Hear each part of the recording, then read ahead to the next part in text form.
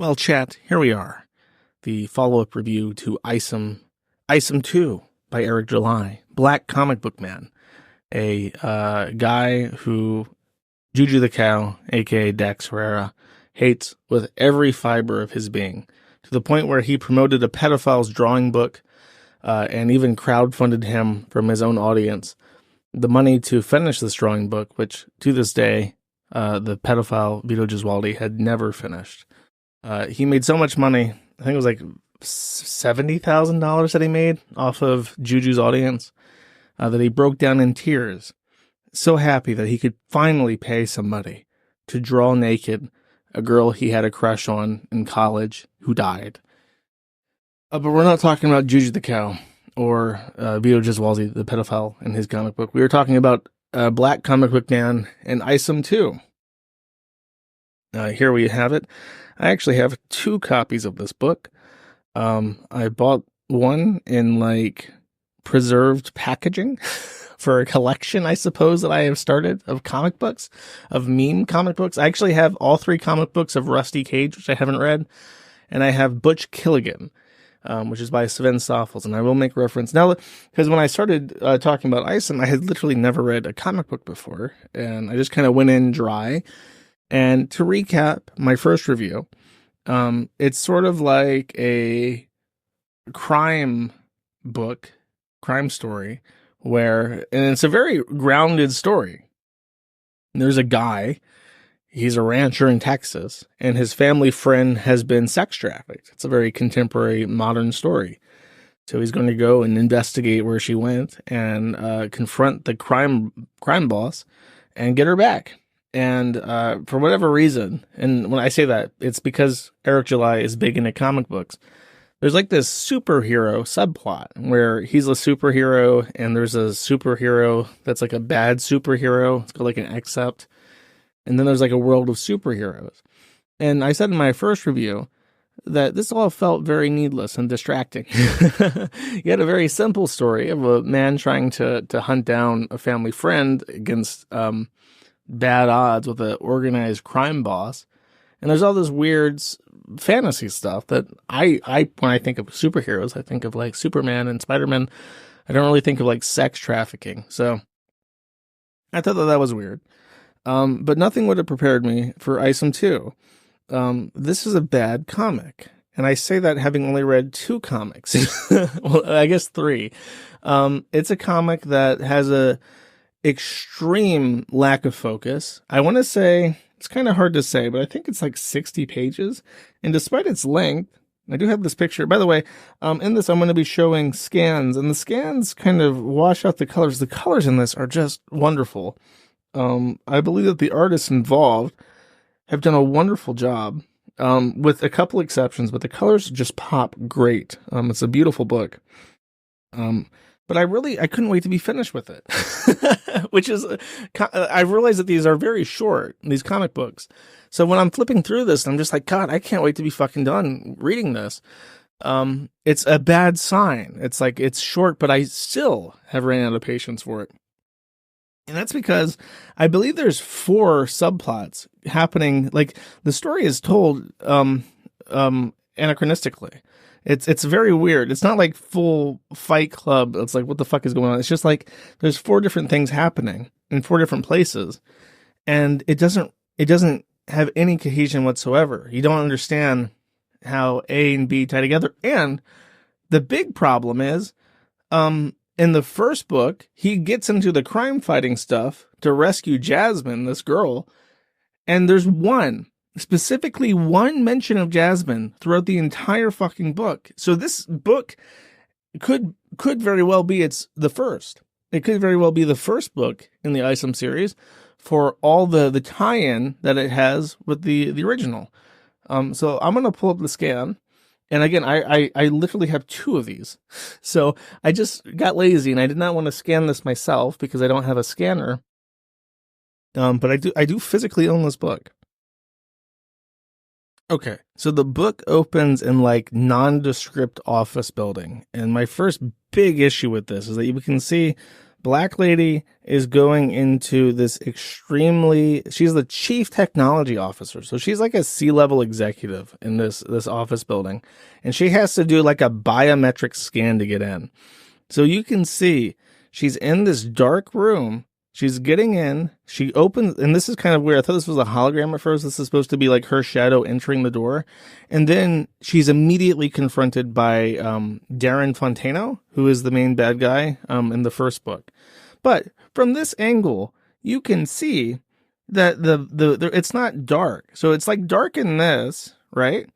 But when we look at what she sees when she walks in, she would be able to clearly see that all these goons are at this desk, and you can see the door she just walked in through right here. So how is she possibly ambushed walking in through this door when the bad guys are like right in front of her?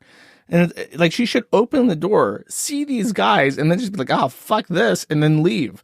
And then also there's this like, I think that this was like, if I was like Juju the Cow and I was trying to make a meme about this comic book, the rhetorical slap would be something that I cut out, and I would ask, like, you know, he loves to do that joke, how many push-ups can he do?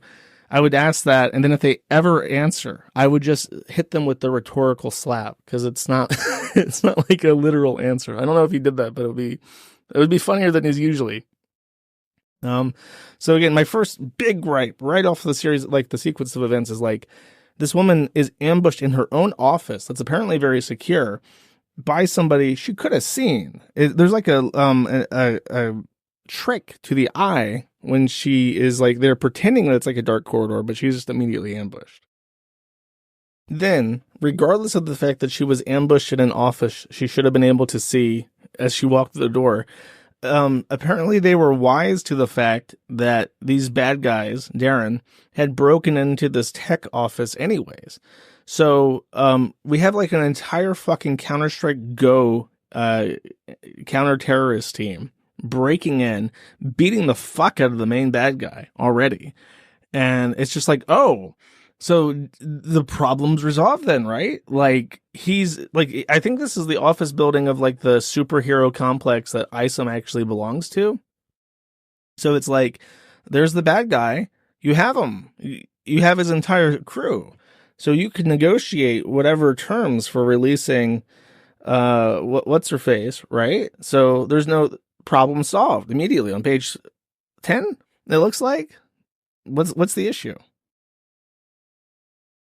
So we immediately go from the main bad guy being wrapped up to this weird years ago thing. So we've already broken the chronological order of the comic book. We're now years ago. And this is the explanation of how Avery lost his mojo as a superhero. So he rushes into this comic book convention, ironically, and helps this girl and her boyfriend or friend or whatever off the ground. And is like, hey, let me escort you out of this convention center that's been torn apart. Then somehow, and again, this is like a common theme in the book that I have a problem with, even as somebody who doesn't read comic books. This guy has approached Avery out of nowhere. Like, out of nowhere. Where is he coming from?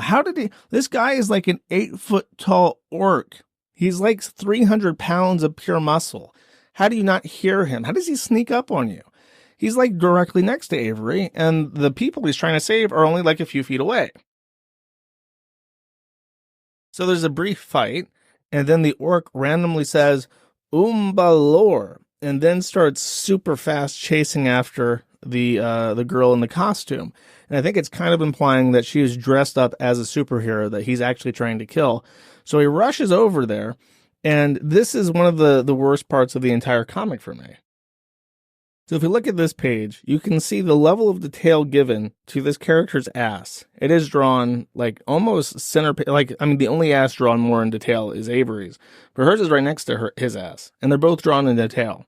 So then we go over here, and this is the action sequence that is supposed to have impacted Avery so much that he decided, I can't do this. I can't do this. And if we look at her face and how this is drawn, this is like such a brutal thing. Is like she's pulled down by, this is just like a random girl at like a convention. She's pulled down by her hair, And then this is her face of mortal terror. And it looks like the kind of face you would draw on like a background character. It's like you see a full colored, well drawn face for Avery and his reaction to what he understands is about to happen. But like for they can draw her ass just fine. But when it comes to drawing her face and how she reacts to her own mortal peril, it's like, what, like, honestly, it's like, is it like it's supposed to be like casting shadows to look scary, but it just looks bad.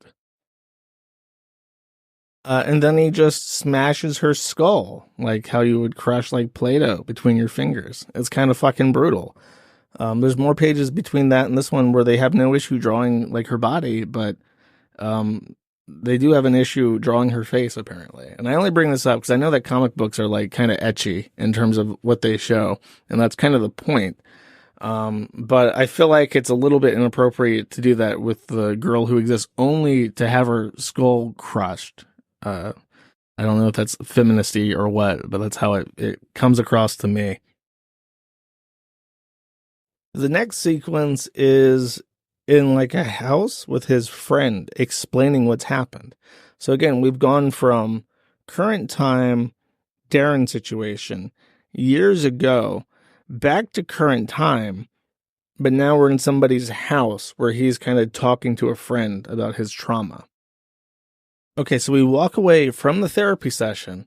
He goes inside this like military complex, and I don't know why. But then we have this. This is the exact same error as before.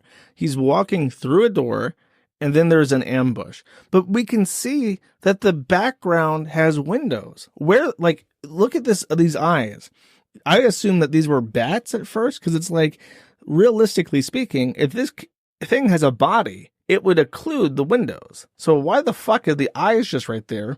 Like, this honestly looks unfinished. Why are the fucking windows there? Or I guess that's not even windows. Those are monitors because they turn off at this point. Why are the monitors there? Is he behind the monitors? Oh, that's what they're trying to say. He's behind the monitors. It just looked wrong, though, is the issue. Okay, I got it. But then this is what now they're in front of the monitors. I guess that's why you can see them, because they're in front of the monitor.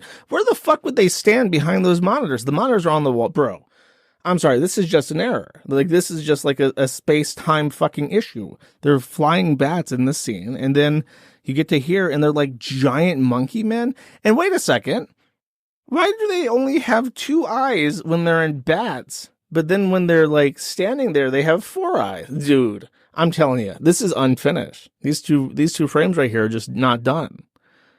Yeah, that's not good. Like, and this isn't just me nitpicking. Like, when I was flipping through it, when I got to the sequence, I was like, what the fuck is happening?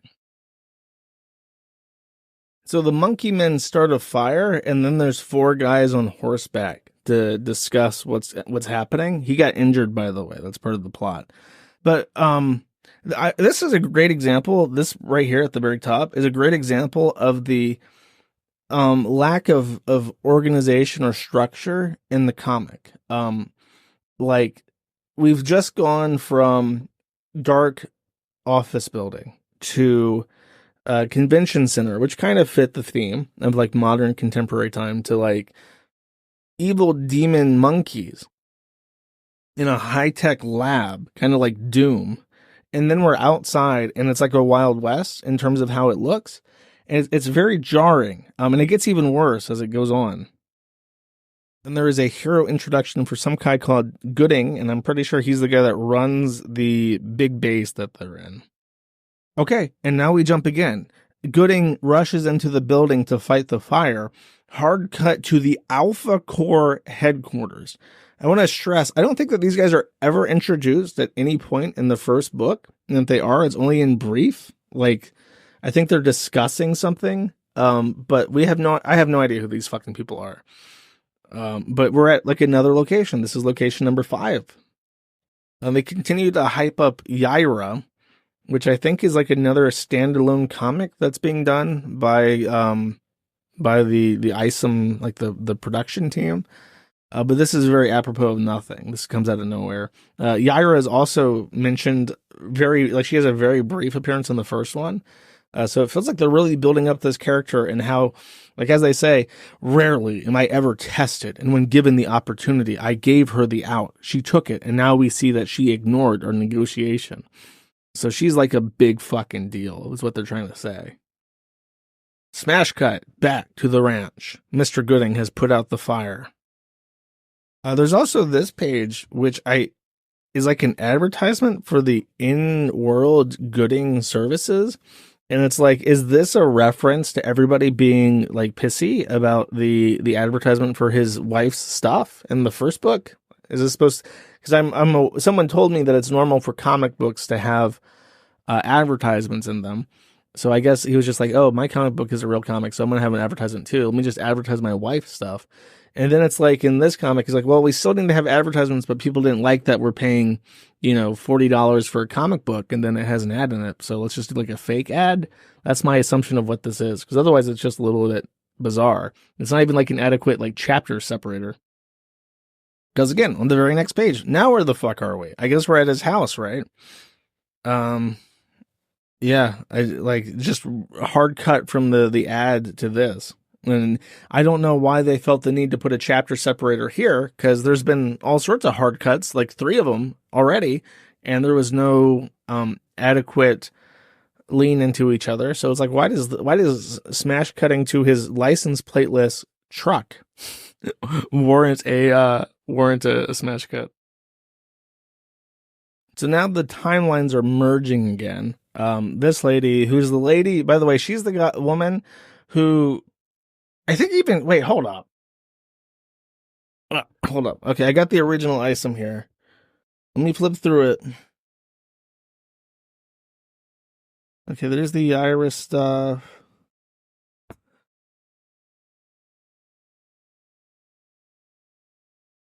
Yeah, wait, hold up. The Projexus headquarters. This is the woman in the first comic book who's telling Avery, Isom, about the missing friend. And she just captured Darren at her office. Keep that in mind. This is the woman who started off the sequence of events in the first book about the missing girl. And she just caught Darren in her office, okay?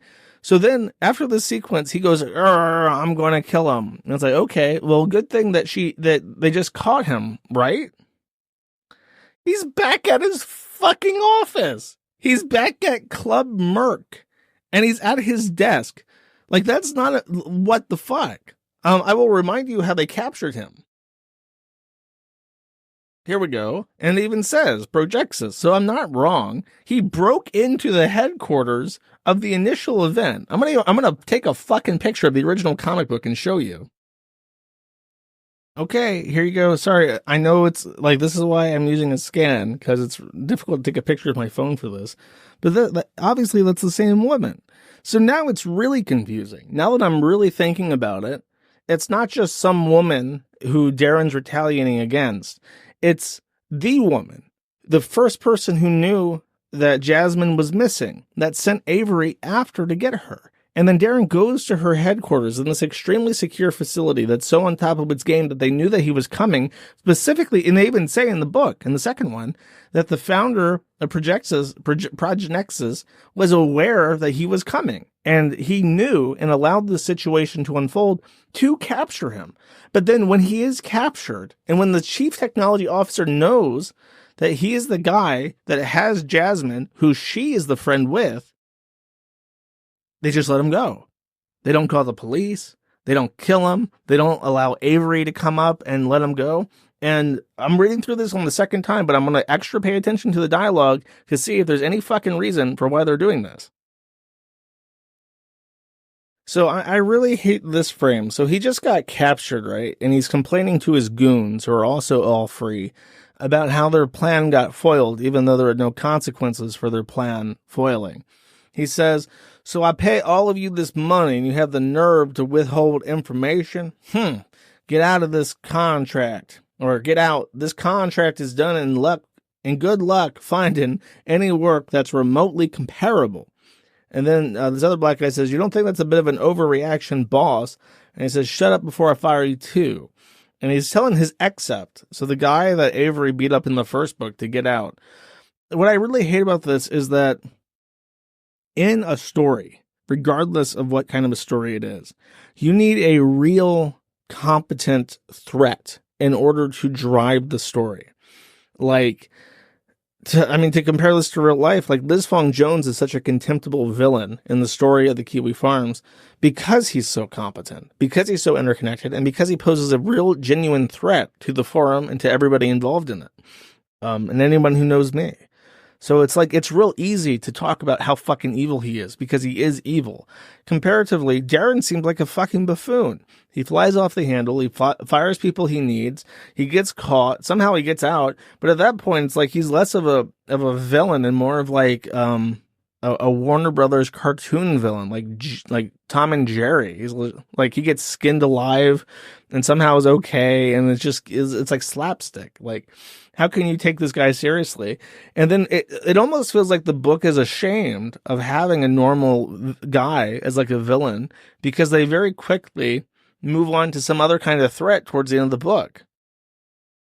But before they move on, though, he says to this lady, hey, make sure Jasmine makes it back to my office ASAP. And his face is all shaded. So this is implying that he's going to like rape her or hurt her or something because she is forced to be like a prostitute in his Club Merc.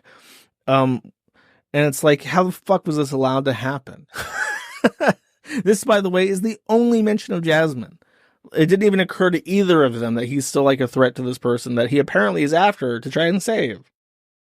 And now this I don't even understand. So we cut from that, the office, to the Obertonic Arena, and there's like a fucking superhero rodeo or something, and I have no idea what the fuck this is. What is this? Why is this in the book? What does this have? This is the part of the game, or not the game, but the book where I'm like flipping through it, like, what the fuck am I reading? And I'm getting impatient with it because I'm like, I'm now in another location I don't recognize with more characters I don't know. And I don't even know what the fuck this is. Is this like a WWE thing? There's like a squared circle thing happen. I'm fucking lost. Why is this in? And that whole sequence just terminates with this guy shutting off a TV. So it doesn't really seem to have any impact in the immediate story. So long story short, that guy goes through a magic portal, hooks up with an evil boss lady, gets this car, and then gets into a drive-by shooting with these other goons. Now, they're driving down the road really fast based on the lines that I'm seeing. Kind of implies some speed. And the guy says, the boss sends his regards, and then they start shooting at him. Now, I would like to reenact this in real life. The boss sends his regards. So some more shit I don't understand happens. This guy that we're following, I don't know if I'm supposed to recognize him. Like, there's so many fucking characters in this book, I can't keep track. There's like a fight over the steering wheel. He crashes out of his fucking window, and then it cuts again. And there's no badge right there. Like, oh, we're now at this location. Like, where the fuck are we? How did we cut from page 59, this car crash, to page 60, wherever the fuck this is? Is this like this? Is the guy from the car crash about to fling down this fucking stairwell? Like, what is, I don't understand what's going on, bro. I'm trying my best. So then like a Gooden person comes up and says, hey, let's go. So they hook up with this robot. And the robot is like a jet, and you have to like stand in these little troughs. I remember watching this the first time and thinking like, that doesn't make any sense. Like, I get that Avery has to be cool, but like this thing is like shooting like rocket fuel out of its feet, and you're like experiencing multiple G-forces, and you're just gonna like sit there and like hug his shoulder real cool. I don't know. I would be afraid of, I have a bad fear of unsecured heights. So I would be like hugging this fucking robot like it was the love of my life at this point. Okay, so now he's explaining the fire monkeys to this lady. He says, all right, forgive me for repeating myself, but I think it's only right that we let Mrs. Williard in on what happened today. When I arrived at the security house, the door was open. I walked in and Sam was nowhere to be found. I was ambushed by two beasts and they set the building on fire. She goes, what? And then literally fucking collapses because I guess her husband said. I don't know who her husband is, though. I apologize. By the way, I thought this was a 64-page comic. It's 115 fucking pages. You like it gets fucking weirder. Like we're only halfway through, and at the end, it's just absolute nonsense. So the geneticist man explains that the monkeys are like genetic freak mutant dangers or something. So he puts on the Isom costume because now he has to be a superhero again. Now he didn't have to be a superhero to find Jasmine. So he couldn't find a slave girl at a club where he was aware that she was at. But now that the giant flaming monkeys are running around Texas, he's like, oh, hell no. I ain't standing for no flaming monkeys. You think I want to have some flaming monkeys running around? Fuck that bitch. So now he's a superhero. Like, okay, I gotcha. A personal aside, the obvious Photoshop Arial font fucking signs in this, like this one and this really bothers me. I don't know why. It's like they went in and changed it last second and just slapped on like completely unintegrated fonts into this. Feels unfinished as well. You have the fucking truck a license plate. Also, I don't want to complain too much about like art shit because a lot of the art is fine, and like I said, in the actual physical book, the colors really pop. The scan does not do it justice. But this in particular, I swear this fucking truck is like a 3D model. And I don't really care. I know that like the 3D model shit is like a big meme with like the retards like Juju the cow and the pedophile. But the truck is really like standoutish to me. In part because these little hairlines, you see these like hairs like right here and right here and right here. It's like they had the model. They put the model in. And then they added like this really lazy filter to it to try and give it a comic booky look. And it's just those little scribbles are just so obvious to me. Like that's not drawn. A human being would never draw these little because they look like pubes caught in the scanner or something. They look bad. It's like a human would not draw that detail. They just wouldn't. So that really, really stands out to me. And I'll give you a comparison of what it looks like to me. Okay, so this is the trailer for Dustborn. And there's a sequence where they put a filter on all the models to try and give it this like 2D like asteroids look. And it looks really fucking bad. See it? You see how like cheap and shitty that filter is? Because they're just trying to very cheaply change it so that the 3D models are outlined in such a way. And it just looks like really lackluster, the effect. So that's what that reminds me of. Like the pube thing. It's just like, this is just like a cheap shader. Like you can do this in Unity for like no time at all. Okay, and this is where this shit really fucking falls apart for me. So he just put on his super suit and he goes to this nondescript castle. As it says, a castle smack dab in the middle of Texas. So imagine medieval fucking castle. Let me show it to you.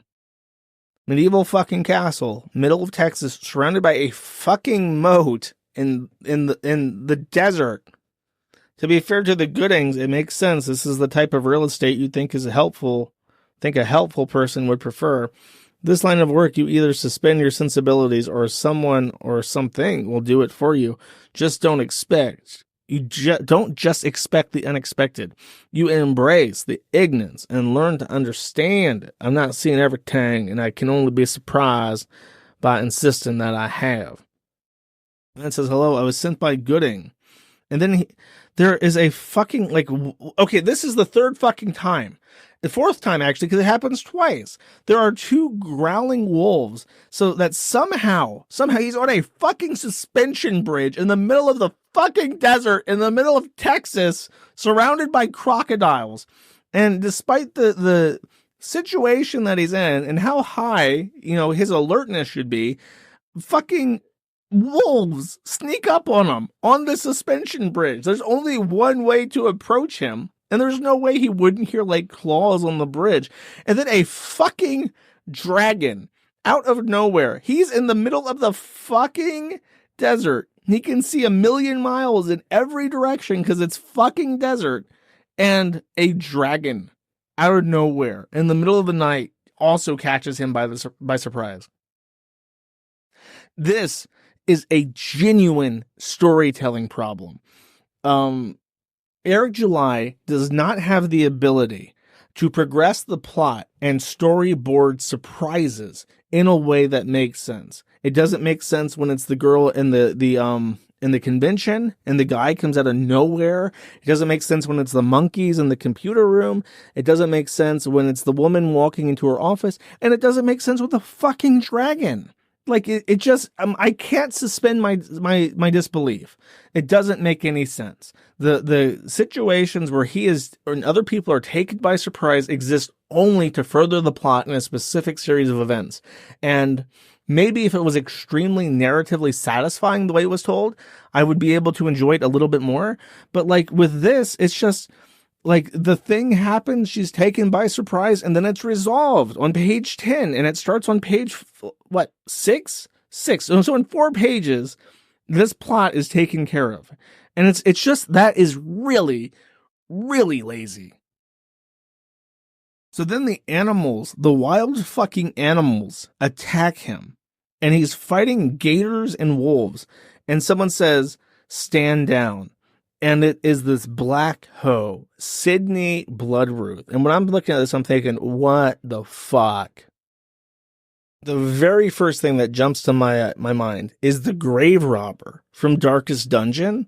It's like he took this character, and I'm assuming that she's based off like a trope, like the big pilgrim hat and stuff, but it just looks so much like her. And it's like, yeah, that, but black and show some tummy. You know what I mean? It just feels like, and again, this is the same book with the police and the gangsta and the woman getting her skull crushed, and then we're like, Sydney Bloodruth, the grave robber from Darkest Dungeon, but black, and she has a dragon. Does she do like the Skyrim yells too? Is she gonna go Fusrada at any point? Like, what the fuck? There's even like a library in this where she's like studying spells, and I'm just thinking like, what the fuck? And I can't even be bothered to read all this text. Like, whatever the fuck is happening at this point, I'm not invested in it. And I kind of want to compare this to the other comic that I mentioned. So this is Butch Killigan Volume 1 by Sven Stoffels. And Sven is both the writer, storyboarder, and artist responsible for the comic. And I love the art in this. I really love Sven Stoffels' style. The way that he draws is awesome. I've commissioned animations from him. He is a very talented artist, and he obviously has an interest in comics. And this book is the exact same length as Isom 2. It's 118 pages. But I remember this being much, much shorter. And it's because there's almost no narrative to it. And Sven is able to really take full use of the medium and like genuinely trip you with some crazy visuals. And this is one of my favorites. Like, and I think this is a homage to like some proper like fancy artwork. But it's just awesome. And it really gives you a sense of like the fucking fear and dread and like craziness of the story. And Sven is able to do that because he has a perfect mental conception of what he's trying to accomplish. Whereas Eric July has like his plot points, and then he has to go through other people. And, you know, that's a limitation, but I don't think it's the sole fault. It's just that Sven has a very clear visual way that he wants to convey certain things. And compared to this, and it's like the art in this, let me pull out the book again, because the art on this scan just looks really bad for this page. Yeah, I'm wondering, because it's like so dirty looking. I get they're trying to make it look like, oh, this is like a dusty old book where it's a super secret library and all sorts of stuff. I'm curious if it's that fucking bad in the book. It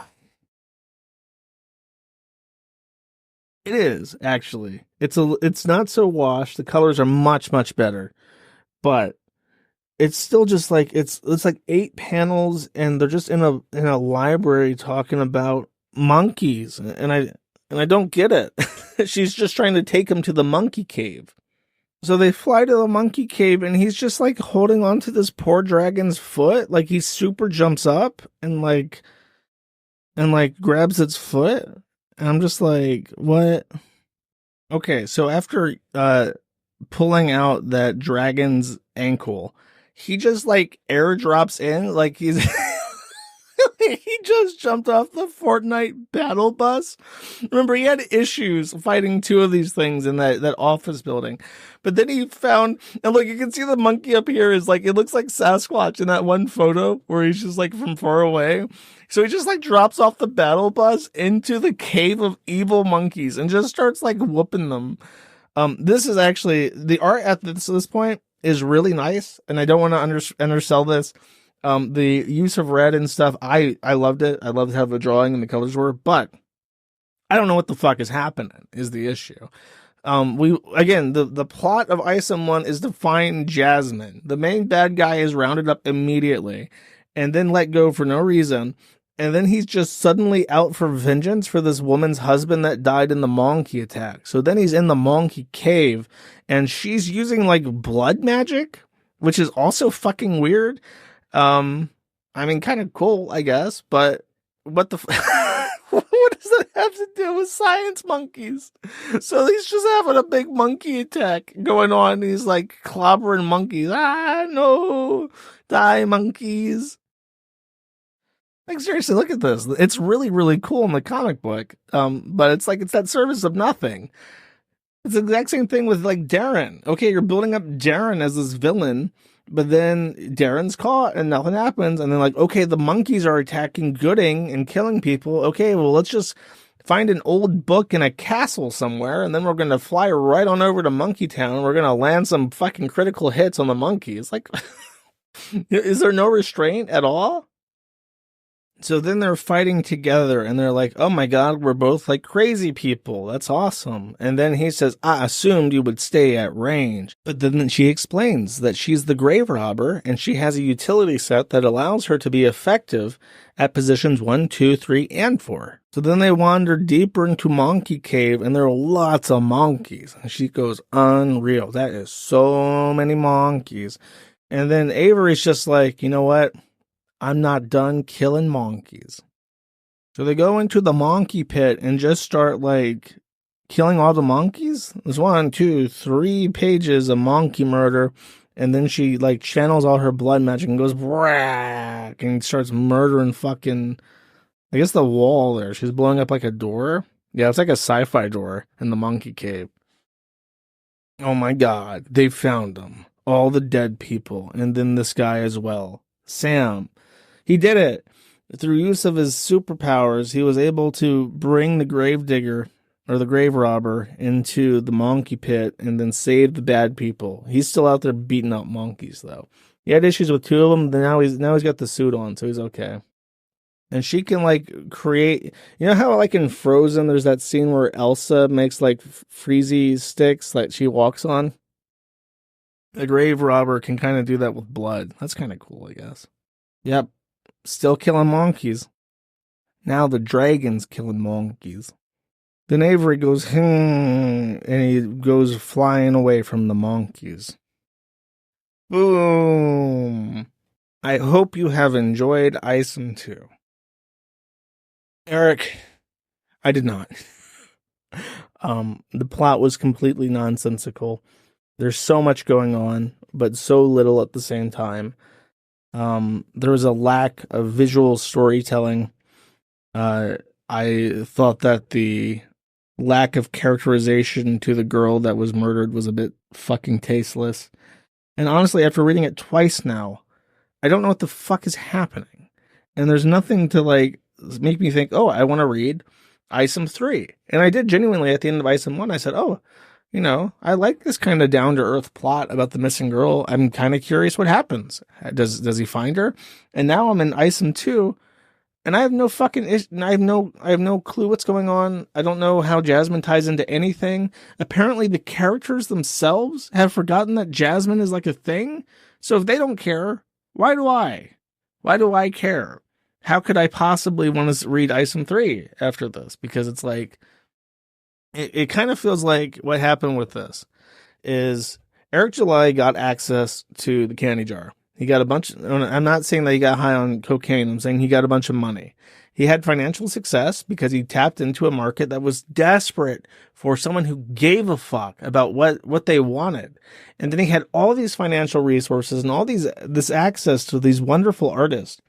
And then he, as a writer, is just kind of looking at this like, well, I need a story that has XYZ because these are my favorite things in comics. I like gritty crime that is interesting to black guys, and I like super cool Elon Musk type people like Iron Man, and I like black witches, and I like demons. And it's like he just kind of mashes together, and there's zero restraint. It doesn't feel like there's anybody at his office talking to him and going like, hey, you need to like let this play out a bit. You have all these ideas, and there's nothing wrong with being an idea guy if you can sell it, but you need to show restraint, and you need to pace things out, and you need to flesh out things so that when big action sequences that you're paying the best artists in the industry to color brilliantly and draw beautifully, when that happens, there's like an emotional payoff to it, and people understand what's going on. Like, I understood what's going on in Butch Killigan, that when this sequence happens, it's like I understand what's happening, and it's very rewarding to see the illustrations, and they're super creative. You know what I mean? So like reading through Isom 2 is just a chore. It's so long, and there's so much exposition, and none of it is like developing anything that I'm interested in. And then the cool visual payoff at the very end is at surface of nothing. Like, what the fucking monkey? Where is he? Why is he in the castle killing monkeys? I don't get it. I guess because they fucked with Gooding. But who the fuck is Gooding? Why do I care about his employees? Maybe he's an asshole. Maybe he's like a rapist or a pedophile or something. I don't fucking know anything about him. Why do I care? I know who Jasmine is, okay? And I know who the family friend is. And I get that he's like a superhero. It's like, okay, prove it.